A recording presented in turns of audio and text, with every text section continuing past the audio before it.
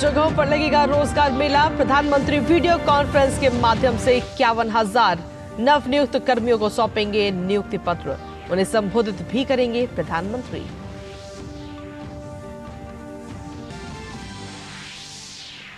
आज से 3 दिन के दौरे पर अमित शाह छिंदवाड़ा में भरेंगे चुनावी हुंकार, तो वहीं दमोह में रैली करेंगे प्रियंका गांधी। मिजोरम के तुईचावंग में जेपी नड्डा और छत्तीसगढ़ के भानु प्रतापपुर और फरसगांव में राहुल गांधी संभालेंगे प्रचार की कमान।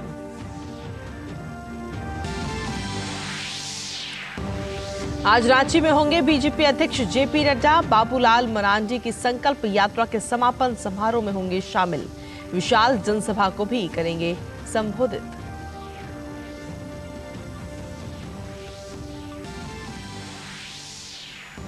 गजा में जारी हवाई हमलों के बीच यूएन महासभा में पारित हुआ मानवीय आधार पर संघर्ष विराम का प्रस्ताव। 120 देशों ने किया समर्थन। बंधकों की फौरन रिहाई और बिना किसी रुकावट के मानवीय सहायता पहुंचाने का भी आह्वान।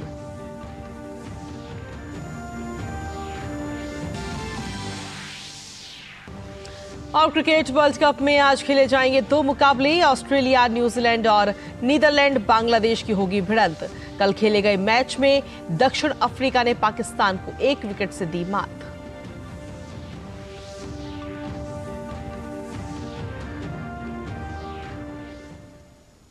नमस्कार, स्वागत है आप सभी का। डीडी न्यूज देख रहे हैं आप और सुबह की ताजा तरीन खबरों को लेकर हाजिर हूं मैं कृतिका और बुलेटिन की करते हैं इसी के साथ शुरुआत। प्रधानमंत्री नरेंद्र मोदी आज वीडियो कॉन्फ्रेंसिंग के जरिए 51,000 से ज्यादा नए कर्मियों को नियुक्ति पत्र वितरित करेंगे। इस अवसर पर प्रधानमंत्री उन्हें संबोधित भी करेंगे। रोजगार मेले का आयोजन देश भर के 37 स्थानों पर किया जाएगा। भर्तियां केंद्र सरकार के विभागों के साथ साथ राज्य सरकारों और केंद्र शासित प्रदेशों में भी हो रही हैं। नई भर्तियां रेल मंत्रालय, गृह मंत्रालय, डाक विभाग, राजस्व और उच्च शिक्षा सहित विभिन्न मंत्रालयों और विभागों में होगी।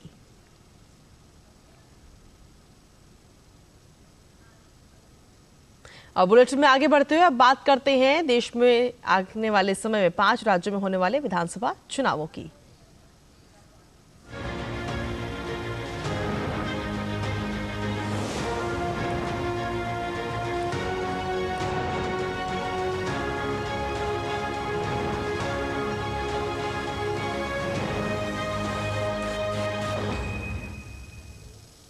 भारतीय जनता पार्टी के वरिष्ठ नेता और केंद्रीय मंत्री अमित शाह आज से 3 दिन के दौरे पर मध्य प्रदेश में होंगे। आज पहले दिन कांग्रेस प्रत्याशी और पूर्व मुख्यमंत्री कमलनाथ के गढ़ में होंगे और जुन्नारदेव में चुनावी हुंकार भरेंगे। हालांकि इससे पहले भी अमित शाह छिंदवाड़ा जा चुके हैं। दरअसल पार्टी इस बात पर पूरा जोर लगा रही है कि कमलनाथ को उनके ही गढ़ में, उनके ही घर में घेरा जाए। इसके बाद अमित शाह जबलपुर, भोपाल और नर्मदापुरम संभाग के बीजेपी कार्यकर्ताओं की बैठक लेंगे। कहा जा रहा है कि अमित शाह इस बैठक के जरिए कार्यकर्ताओं से फीडबैक भी लेंगे और कुछ सवाल जवाब भी करेंगे। वहीं जबलपुर पूर्व विधानसभा क्षेत्र से सांसद राकेश सिंह, निवास से केंद्रीय मंत्री फग्गन सिंह कुलस्ते और नरसिंहपुर से केंद्रीय मंत्री प्रहलाद सिंह पटेल चुनाव लड़ रहे हैं। वहीं भोपाल संभाग से भी भारतीय जनता पार्टी के कई दिग्गज चुनावी मैदान में हैं, जिसमें शिवराज सिंह चौहान, विश्वास सारंग और आलोक शर्मा जैसे नाम शामिल हैं। वहीं मध्य प्रदेश के महासंग्राम में आज कांग्रेस महासचिव प्रियंका गांधी भी चुनाव प्रचार करेंगी। आज वो दमोह में होंगी और करीब 12 बजे उनके साथ पूर्व मुख्यमंत्री कमलनाथ भी आएंगे। प्रियंका गांधी की रैली महाराणा प्रताप ग्राउंड में होगी। ये बुंदेलखंड का उनका पहला दौरा है। मध्य प्रदेश में टिकट बंटवारे के बाद जहां कांग्रेसी खेमे में कई जगहों पर पार्टी नाराजगी का सामना भी कर रही है, तो सड़कों पर भी विरोध प्रदर्शन हो रहे हैं। और ऐसे में कांग्रेस अपनों को मनाने के साथ अंतर्कलह खत्म करने की तमाम कोशिशें कर रही है। लिहाजा आज की प्रियंका गांधी की रैली को काफी अहम माना जा रहा है। कांग्रेस नेता राहुल गांधी छत्तीसगढ़ में आज से 2 दिन तक छत्तीसगढ़ के दौरे पर रहेंगे, जहां वो एक के बाद एक कई चुनावी रैलियां करेंगे। आज राहुल गांधी बस्तर संभाग में होंगे, जहां कांकेर जिले के भानु प्रतापपुर और कोंडागांव के फरसगांव में कांग्रेस प्रत्याशियों के लिए वोट की अपील करेंगे। इसके बाद कल राजनांदगांव और कवर्धा निर्वाचन क्षेत्रों में प्रचार करेंगे। छत्तीसगढ़ में आपको बता दें कि 7 नवंबर को पहले चरण में 20 सीटों पर मतदान होगा और बाकी 70 सीटों पर 17 नवंबर को दूसरे चरण में मतदान होगा, जिसके बाद वोटों की गिनती 3 दिसंबर को होगी। बस्तर की जीत किसी भी पार्टी को छत्तीसगढ़ की गद्दी दिलाती है। राज्य की स्थापना से लेकर अब तक हुए चुनाव यही कहानी बताते हैं। और इस बार बस्तर संभाग में 46% युवा मतदाता अपने जनप्रतिनिधि का चुनाव करेंगे। वहीं युवाओं को आकर्षित करने के लिए सभी पार्टियों ने युवा उम्मीदवारों को ही चुनावी मैदान में भी उतारा है। बस्तर संभाग के युवा क्या सोच रहे हैं चुनाव को लेकर और क्या है उनके मुद्दे, देखिए हमारे संवाददाता नीरज सिंह की ये खास रिपोर्ट।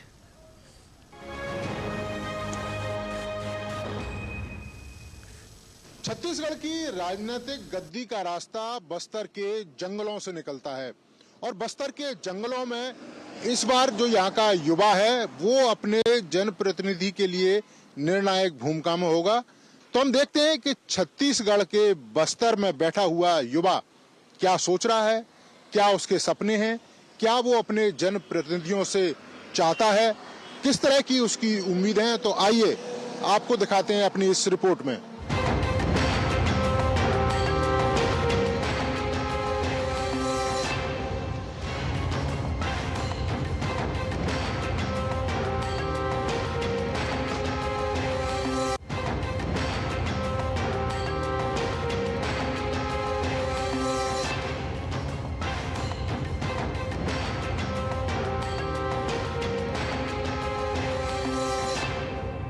जानने की कोशिश कर रहे हैं कि जो युवा हैं वो क्या सोच रहे हैं, क्योंकि इस बार बस्तर की अगर बात करें तो 46% जो युवा है वो वोट करेगा। और यही कारण है कि पॉलिटिकल पार्टियों ने जो उम्मीदवार खड़े किए हैं वो भी ज़्यादातर युवा किए हैं। 60% के करीब युवा उम्मीदवार हैं और कोशिश यही है पॉलिटिकल पार्टियों की कि जो युवा है उसका जो वोट है वो ज़्यादा से ज़्यादा ले सकें।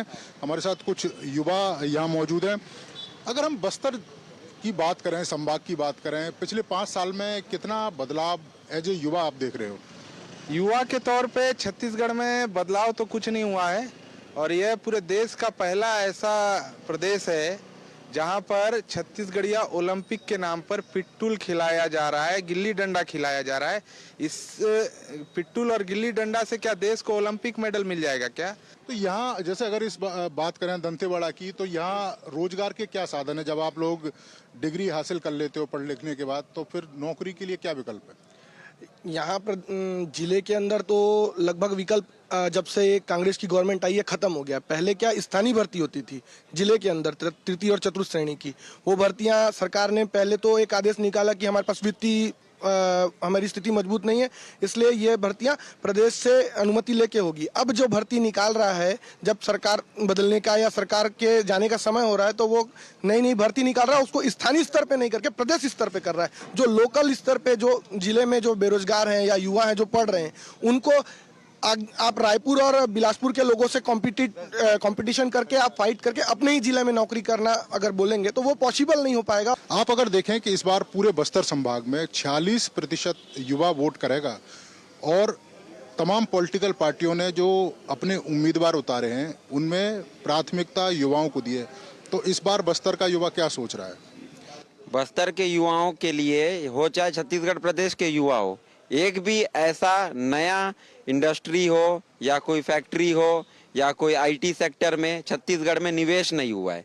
अगर कोई निवेश आता ही नहीं है और ये जो 5 साल की कांग्रेस सरकार है पहल करी नहीं है, तो युवाओं को रोजगार देने के लिए ये कहाँ से प्रतिबद्ध है?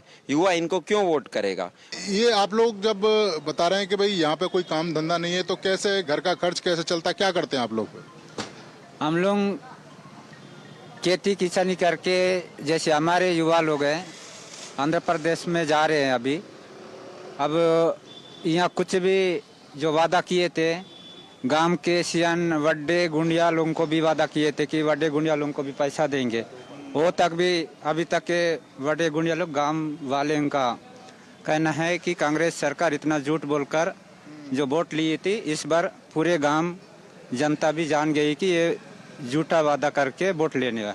तो ये आपने देखा, ये युवा थे और बस्तर के युवा हैं, इनके कुछ इश्यूज हैं, इनकी कुछ मांगे हैं और ये चाहते हैं कि जो सरकार बने इनकी मांगों पर ध्यान दे, या रोजगार के साधन उपलब्ध करवाए, उद्योग धंधे खोले, ताकि इन युवाओं को काम धंधे की तलाश में दूसरे राज्यों में भटकना न पड़े। कैमरामैन मोर मुकुट के साथ नीरज सिंह, डीडी न्यूज, बस्तर संभाग।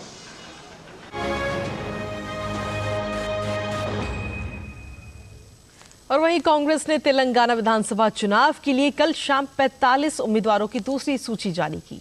प्रदेश कांग्रेस के वरिष्ठ नेता मधु गौड़ साक्षी को लाल बहादुर नगर के राजगोपाल रेड्डी को मुनुगोडे, मुरली नायक को महमूदाबाद और रॉबिन रेड्डी को अंबरपेट से टिकट दिया गया।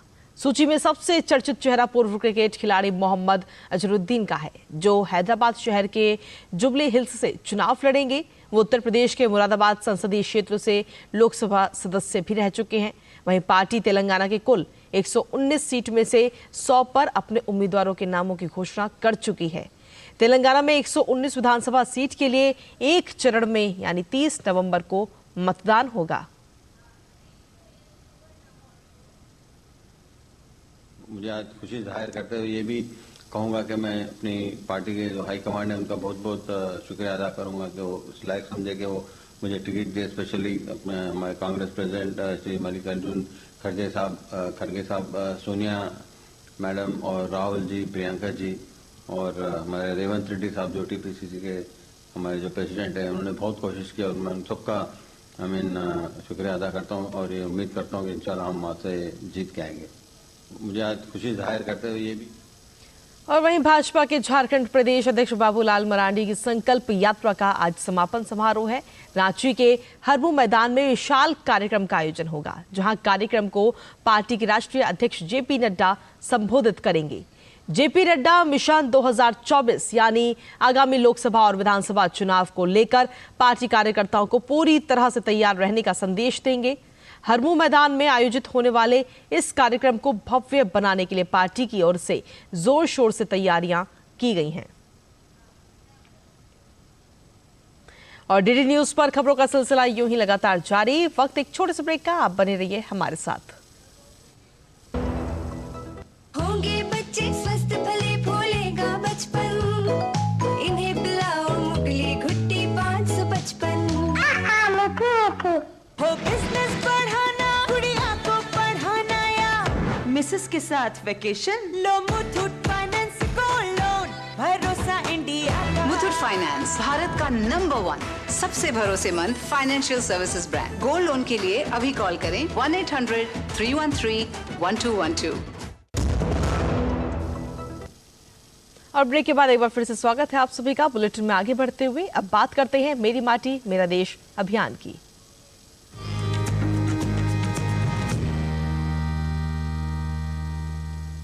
प्रधानमंत्री नरेंद्र मोदी 31 अक्टूबर को नई दिल्ली के कर्तव्य पथ पर मेरी माटी मेरा देश अभियान के समापन कार्यक्रम को संबोधित करेंगे।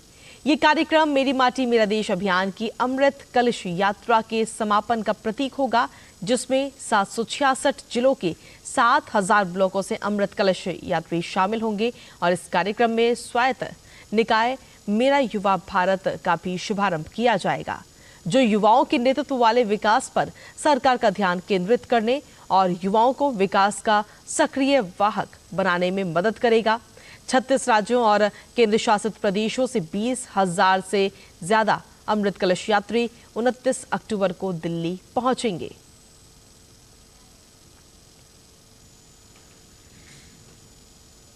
पश्चिम बंगाल के राज्यपाल सीवी आनंद बोस ने मेरी माटी मेरा देश अभियान के अंतर्गत अमृत कलश यात्रा कार्यक्रम में हिस्सा लिया। ये कार्यक्रम बीएसएफ और नेहरू युवा केंद्र द्वारा आयोजित किया गया था।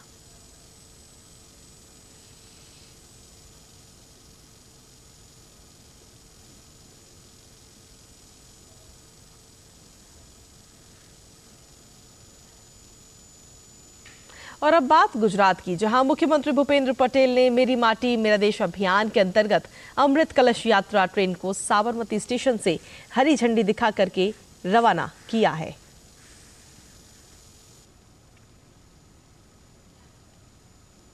मेरी माटी मेरा देश अभियान में देश भर से लोग हिस्सा ले रहे हैं, जिसके तहत पूरे देश से आए मिट्टी भरे अमृत कलशों को नई दिल्ली में इकट्ठा किया जा रहा है। और इसी कड़ी में गोवा के पणजी में मेरी माटी मेरा देश कार्यक्रम का सफल आयोजन भी हुआ। जालौन के उरई में जिले भर से लाई गई मिट्टी भरे अमृत कलशों को एकत्रित किया गया। इस कार्यक्रम में केंद्रीय राज्य मंत्री भानु प्रताप वर्मा मुख्य अतिथि के रूप में शामिल हुए। जालौन के 9 विकास खंड के अलग अलग इलाकों से कलशों में लाई गई मिट्टी को उरई के टाउन हॉल में रखा गया। देश के यशस्वी प्रधानमंत्री जी ने आह्वान किया था देश से, और हमारा जो युवा कार्यक्रम और खेल मंत्रालय और संस्कृति मंत्रालय जो भारत सरकार है उसके तत्वाधान में ये कार्यक्रम संपन्न किए गए हैं।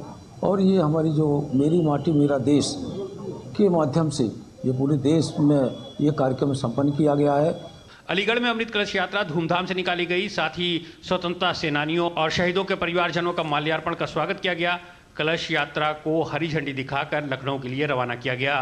पूरे देश को एकता के सूत्र में पिरोने के लिए आदरणीय नरेंद्र मोदी जी ने ये अभियान चलाया है, शहीदों को नमन करने के लिए। आजमगढ़ में भी मेरी माटी मेरा देश अभियान का जबरदस्त उत्साह है। इस दौरान अमृत कलश यात्रा में वीर सपूतों के जयकारे गूंजे। इस अवसर पर स्वतंत्रता संग्राम सेनानियों के परिजनों को सम्मानित किया गया। देश की एकता अखंडता के लिए बलिदान किया है, ऐसे सभी गांव का उसमें कुछ न कुछ योगदान रहा है।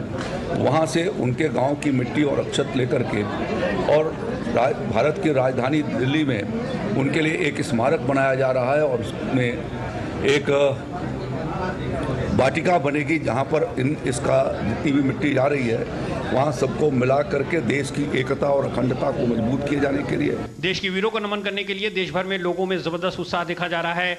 उत्तर प्रदेश के कोने कोने में देशभक्ति का यही जज्बा मेरी माटी मेरा देश अभियान में नजर आ रहा है। Bureau report, DD news. और बुलेटिन में वक्त एक छोटे से ब्रेक का। आप बने रहिए हमारे साथ, देखते रहिए डीडी न्यूज। होंगे बच्चे स्वस्थ भले फूलेगा बचपन, इन्हें पिलाओ मुगली घुट्टी 555। और ब्रेक के बाद एक बार फिर से स्वागत है आप सभी का। बुलेटिन में आगे बढ़ते हुए अब बात अंतर्राष्ट्रीय खबरों की। इजराइल लगातार गजा पर हवाई हमला कर रहा है और कल रात भी कई हमले किए गए। इजरायली सेना ने एक वीडियो भी शेयर किया जिसमें वो फ्लोटिला 13 दक्षिणी गाजा पट्टी में हमास के ठिकानों को निशाना बना रहा है। इस पर इजराइल सेना ने कहा कि उसने हमास के सैन्य बुनियादी ढांचे पर हमला किया और हमास के 9 सैनिक बलों द्वारा इस्तेमाल किए जाने वाले परिसर में हमला किया है।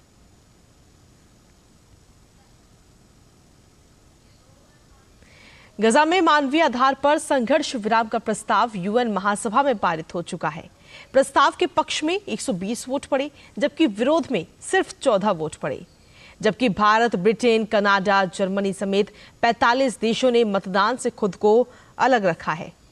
प्रस्ताव में इजराइल और हमास के बीच मानवीय आधार पर तत्काल संघर्ष विराम का भी आह्वान किया गया। साथ ही ये बिना किसी रुकावट के गजा तक मानवीय सहायता पहुंचाने का आह्वान करता है, जिसमें पानी, बिजली और वस्तुओं के वितरण को फिर से शुरू करना शामिल है। कनाडा ने इजराइल पर हमास के हमले की निंदा के लिए प्रस्ताव में एक संशोधन पेश किया जो खारिज हो गया। अमेरिका, इजराइल, ऑस्ट्रेलिया, क्रोएशिया, चेक गणराज्य, फिजी, ग्वाटेमाला, हंगरी, मार्शल द्वीप, Micronesia, Nauru, Papua New Guinea, Paraguay और टोंगा ने जॉर्डन द्वारा पेश प्रस्ताव के खिलाफ मतदान किया।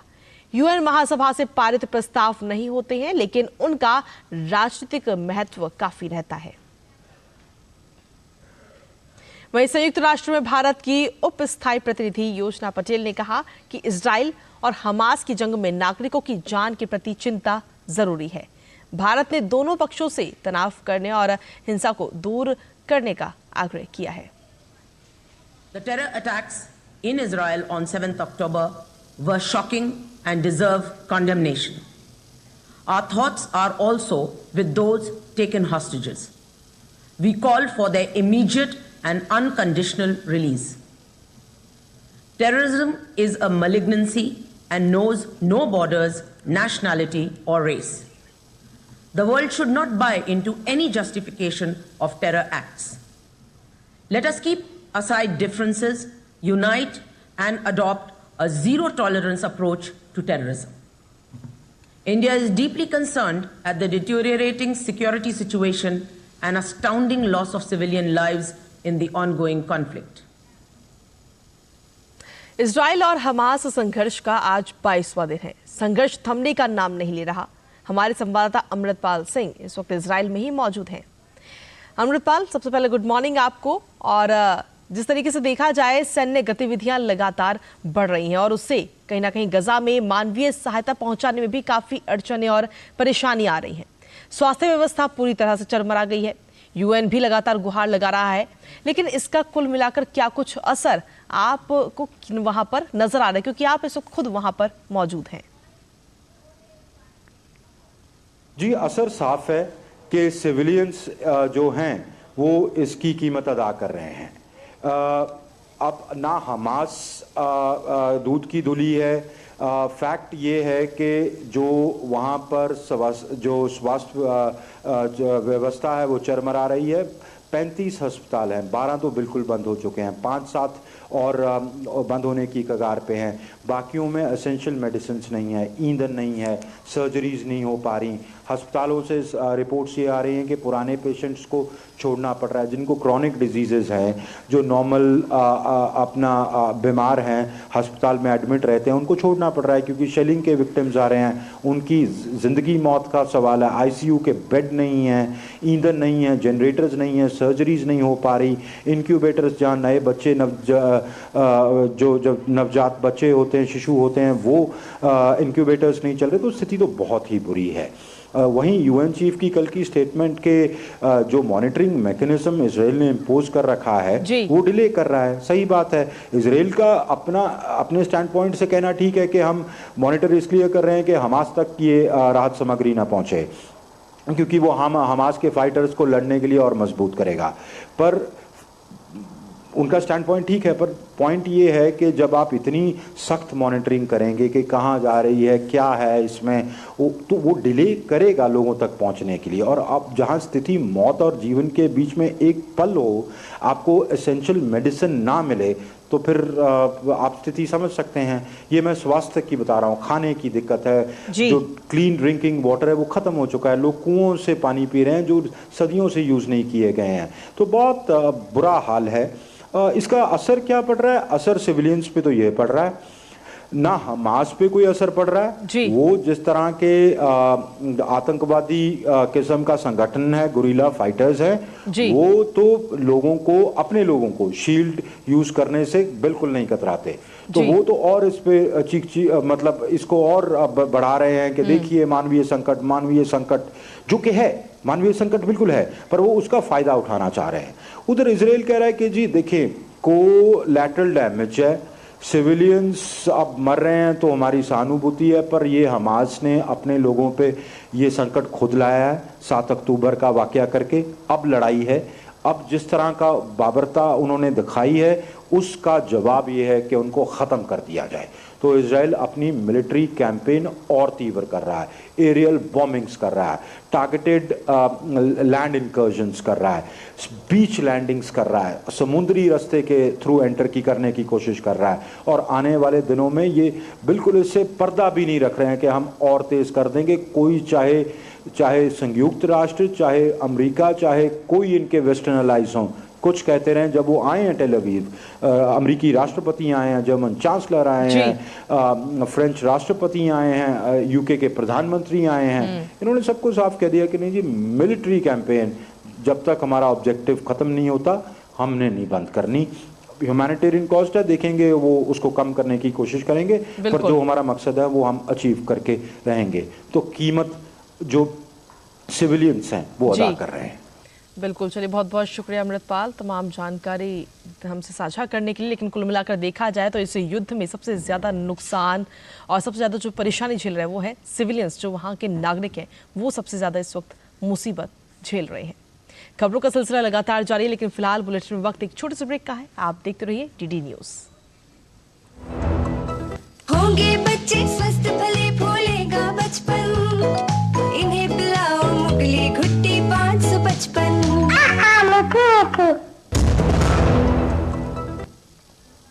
और ब्रेक के बाद एक बार फिर से स्वागत है आप सभी का। खबरों में आगे बढ़ते हुए बात करते हैं खबरों के खेलों की, जहां वर्ल्ड कप में आज 2 मुकाबले खेले जाएंगे। दिन का दूसरा मैच नीदरलैंड बांग्लादेश के बीच खेला जाएगा और मैच कोलकाता के ईडन गार्डन्स स्टेडियम में खेला जाएगा। इस वर्ल्ड कप में अब तक दोनों टीमें एक-एक मैच जीत चुकी हैं। वहीं आईसीसी विश्व कप में आज ऑस्ट्रेलिया का सामना न्यूजीलैंड से होगा। विश्व कप का ये 27वां मैच धर्मशाला में खेला जाएगा। विश्व कप में बने रहने के लिए ये मुकाबला ऑस्ट्रेलिया के लिए काफी अहम है, तो वहीं न्यूजीलैंड अंक तालिका में अपनी जगह मजबूत करने के लिए खेलेगा।